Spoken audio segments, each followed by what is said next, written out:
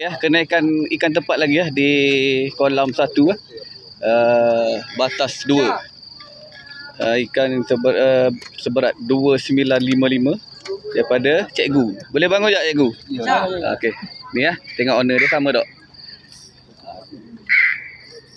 Gambar gelap sikit. Kasut mata sama. Okey ni ya cikgu . Boleh tengok nombor joran cikgu. Nombor joran 0345. Okey ya. Siri 18 Siri 18. Okey cikgu . Daripada mana cikgu? Daripada Pekan. Kita nak tanya orang sebelah kanan ni. Ikan beres tak? Beres tak ke burger? Okey gigi beres ikan? Beres. Dulu. Tak sembah? Ya. Jujur? Ya. Mak. Okey ya. Ikan tepah 2955 ditimbang 2. Batas 2 kolam 1. Okey, luncur. Assalamualaikum. Kenaikan ikan tepah 2955 di batas ring kolam baru daripada adik dia. Adik boleh tengok boleh bangun tak? Adik ni Ni gambar dia. Okey, sama ni sama.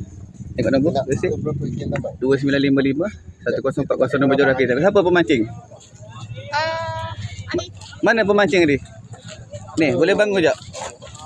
Ni ya. Ni owner daripada mana? daripada Kuantan. Kuantan . Tengok nombor joran. Adik. 1040 . Ni siri yang ke 18 . Okey. Daripada Kuantan. Orang sebelah beres tak ikan? Beres. Dulu sebelah ni beres Lulus. Okey. Ikan dinaikkan di batas ring kolam baru timbang 5. 25 berapa ni? Timbang 5. Timbang 5 okey. Ke atas. Ikan tepat okey. Assalamualaikum. Luncur.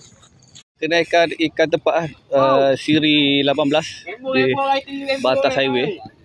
Ditimbang 4 batas highway. Mana owner dia? Ikan tepat dia boleh bangun tak? Review sikit. Ni kita tengok gambar. Sama sama. Tengok nombor joran sikit. Nombor joran 130 batas highway. Ikan kena cik. Beres cik.